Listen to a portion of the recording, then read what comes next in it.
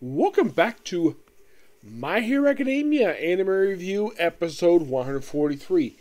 Yes, I do realize that by the episode number, I'm getting really close to episode number 150.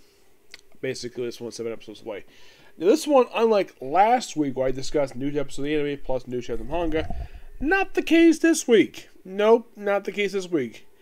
Here we're just discussing chapters, just newest episode of the anime, episode 121, League of Villains versus UA Students, which, by the way, that's also one of the chapters after the episode. This episode went through chapters 279, 280, 281. All three chapters complete full chapter adaptations, plus the first 4 pages of chapter 182. And if you're curious, though, which one of these 4 episodes has the actual title of the episode? That's actually comes from chapter 179. Yes, mostly put exact. Now, here's the thing. With this episode here, we are mostly, almost entirely through this book here. We have basically about 4 chapters left. I'd say within the next couple episodes, I think I'll wrap up this particular volume. And you probably recognize this volume from My Hero Academia, because this is the cover I used my thumbnail for the reviews for the manga for My Hero Academia. Before the anime came back, I've been doing that. Most of this is what happened in this episode. So, after the recap, we actually have the UA, the work study students, basically preparing. These are students from class 1B, 1A, 1B. Well, not all of them per se. Deku, Ochaku. Basically, the big name ones are not here. Just the only really big names in this episode are just basically Momo, Pinky, Grape, Kaminari. I believe Emily is there. She's the poltergeist one. Red Riot, David Wade's character, who's also used the same ability to him, except he can also use also can go steel wise. So basically, our chat for Giant Makia. So they try to basically fight him, and they basically say trap with like dynamite in the mud, and they basically bring him down. It does kind of work. Of course, you have Momo powering up a bunch of basically tranquilizer at him, and they basically explode. And you have the League of Villains fighting these characters. Now, here's the thing. Apparently, Ochaku has never seen the rest of the UA class before. The only one she's met from UA, well, the class 1A, is basically Deku, Ochaku, and Froppy. And that's it. She has never met anybody else. And thinking, really? She hasn't? She doesn't know who Momo is? She does not know who, like, Kaminari. Heck, Dabi nearly burns when Earjack's earlobes. Yeah, that's what he does. It's all a brawl in this episode. Like, try to bring him down, he gets up.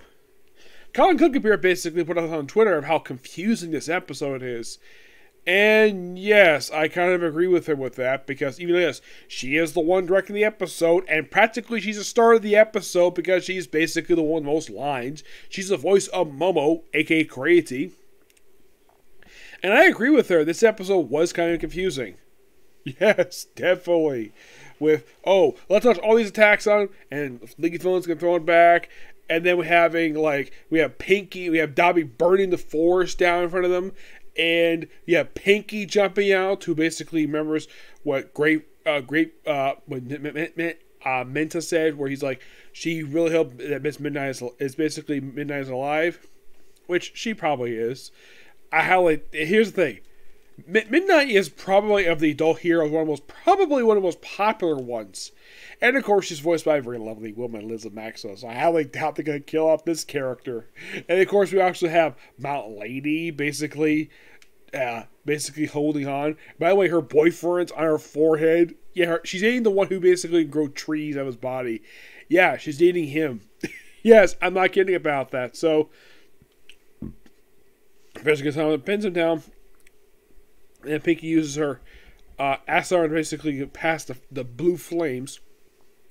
And of course, Choga points out to Dabi, your arm is smoking. He's like, oh, that's fine. It's perfectly fine.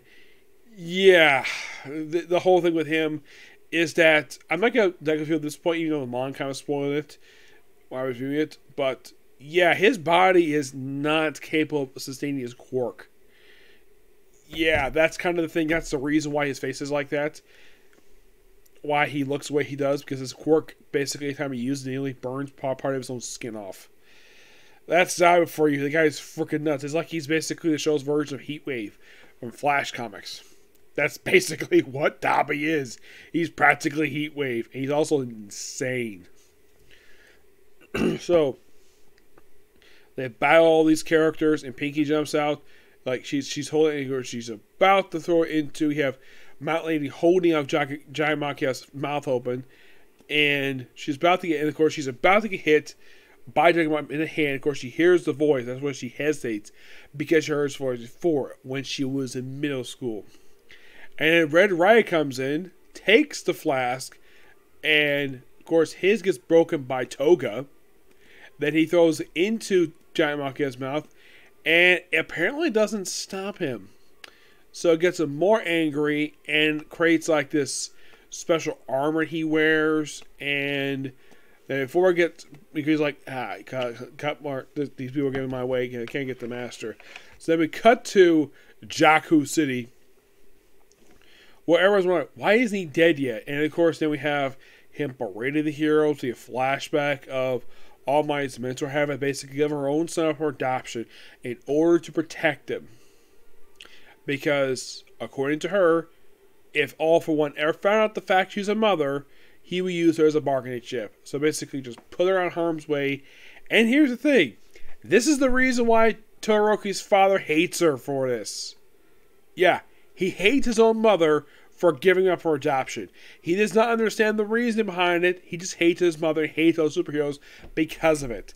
And no wonder why her grandson murdered her son. Yeah. And I think this is the second time this flashback has been shown in the series.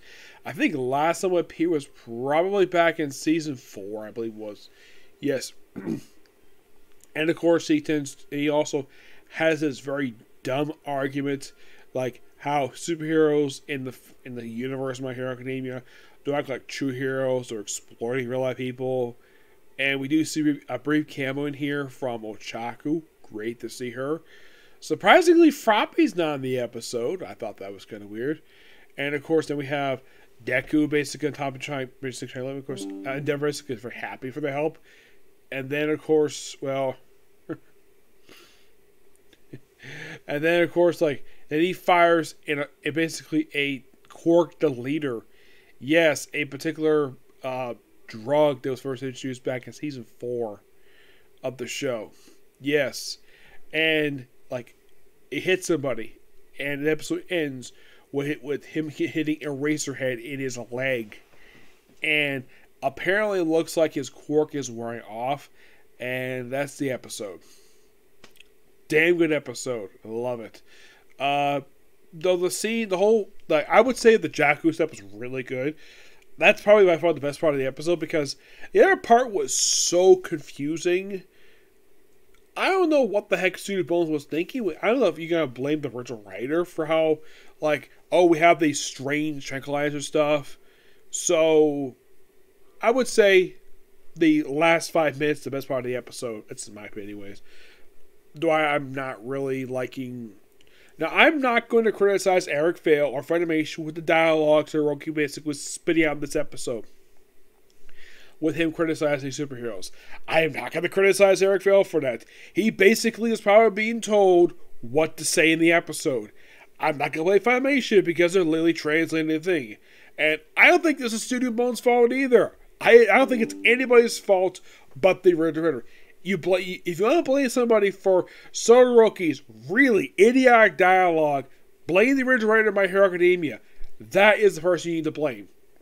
For probably by far, anybody watch the episode probably like, yeah, Todoroki's full of crap, and you're basically you're spouting nonsense. Yeah, because he's insane. That you can write up as that. So let me say this one more time.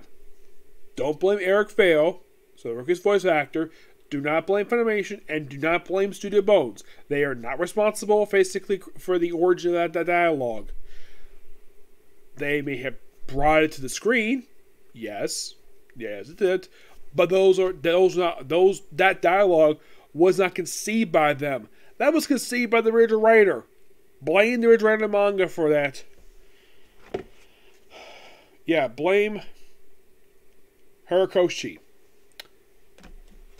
That's the person you blame for it. Not Bones, not Funimation, and definitely not Eric Vale. Yep. But yeah, that's it for review. Next up, we'll do a couple comic corners, and that's probably good tonight.